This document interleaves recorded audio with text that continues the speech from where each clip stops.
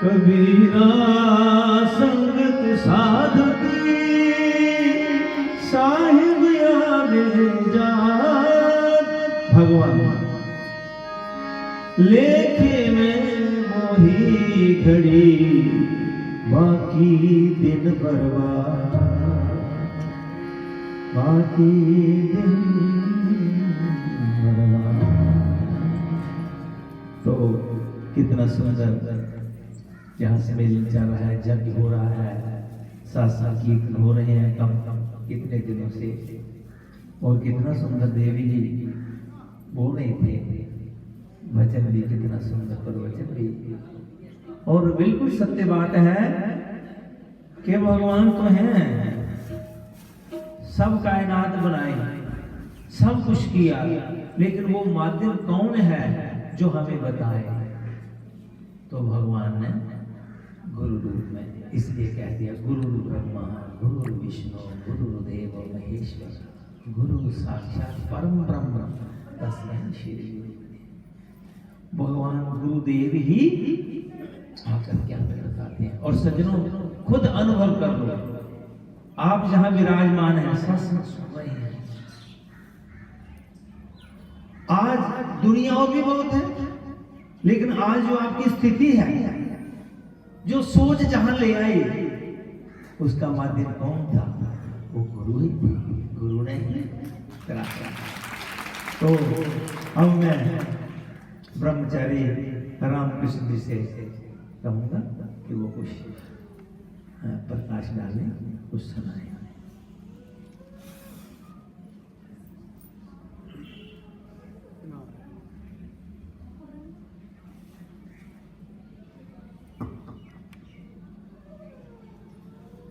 सतगुरुदेव महाराज की जय। और मुकुट वंशी वाले की जय हो। माताओं बंधुओं,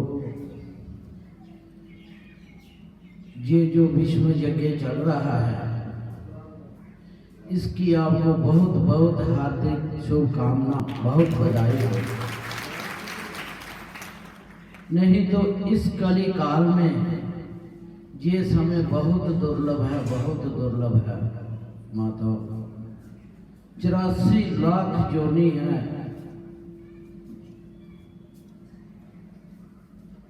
उससे सब श्रेष्ठ जो है मनुष्य जन्म है, चाहे स्त्री हो चाहे पुरुष हो। बाकी जो 84 लाख योनि है, उसमें कोई भी देखो इधर आकर बैठ सकता है, लाभ ले सकता है। आपका बहुत बहुत सौभाग्य है, कोई पिछले जन्म के अच्छे संस्कार हैं, अपने पूर्वजों का संस्कार है। आप सबको बहुत बहुत बधाई हो। इस जो कार्यक्रम चल रहा है, मंच पर विराजमान गगवाल के वरिंद्र शास्त्री जी, ये हमारे पिता तुल्य भी हैं और प्रथम गुरु हमारे जय हैं। इन्होंने गीता भवन बनाया था, एक कुल्ली थी उस वक्त जब हम छोटे थे। तो इनके जो बच्चे थे वो गलियों में ऐसे भांडे खेलते थे, छोटे छोटे थे, हम भी छोटे थे, वहां जाते थे। वहां इन्होंने एक रामायण गीता कॉपी पेंसिल पूरा सेट देते थे पढ़ने के लिए। वहां से एक दिन ऐसा प्रसंग सुना इनका, सुबह को जीवन हंसते देखा, फिर दोपहर जवानी है, शाम बुढ़ापा डरते देखा, रात को खत्म कहानी है। वो ऐसी चोट लगी उस प्रसंग की, बस फिर दिन ब दिन कुछ और ही बदलता गया। रहना तो घर में है, साधु संतों का आगमन होता रहा, उनका संग मिलता रहा, इन्हीं की कृपा से पूरे भारतवर्ष के जितने संत हैं, अयोध्या, काशी, चित्रकूट, प्रयागराज, सबके साथ प्रेम है। कहाँ हमारा गांव और कहाँ इनका। ये कोई पिछले जन्म के ही हमारे संस्कार थे, इनके पास गए, पहुंच गए। उसके बाद स्वामी जी के पास उनकी सेवा मिली, वो इन्हीं का आशीर्वाद से मिली, इन्हीं की कृपा से मिली। माता पिता की, गुरु की सेवा, और अभी ठाकुर जी की सेवा, गौ सेवा, संत सेवा चल रही है। इनके सत्संग के प्रभाव से ही आज माताओं, बंधुओं आपके दर्शन कर रहे हैं। नहीं तो इसी काली काल में इतनी दुर्दशा है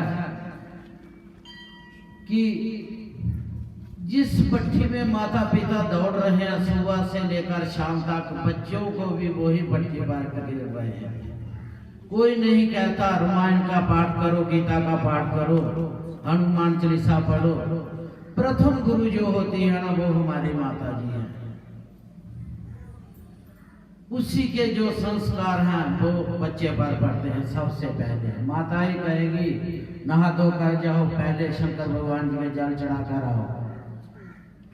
छोटा है तो हनुमान चालीसा का पाठ करो, बड़ा है तो गीता रामायण का अध्ययन करो।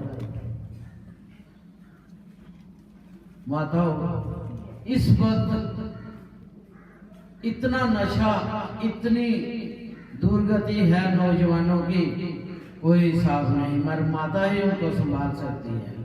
पिता तो सारा दिन कारोबार, नौकरी पेशे में ही रहेंगे, मगर माता लोग उनका पूरा ध्यान रखो बच्चों का। आज जो हम जहां बैठे हैं वो इन्हीं कृपा के, इन्हीं सत्संग से।